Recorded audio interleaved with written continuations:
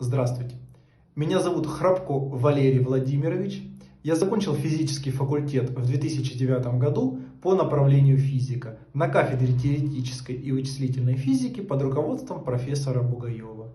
На текущий момент работаю начальником инженерно-технической службы в интернет-провайдере АО «Компания Транстелеком». Физический факультет дал мне очень много, дал обширную фундаментальную теоретическую базу по многим направлениям науки, по математике, по физике, по информатике, дал обширные практические навыки по поиску информации, по самообучению, дал умение логически мыслить и рассуждать, дал умение находить решения независимо от начальных входных данных, дал умение поиска любого решения, даже в авральном режиме. Физический факультет также дал мне первоначальные практические навыки объектно-ориентированного программирования, которые очень пригодились на текущей работе.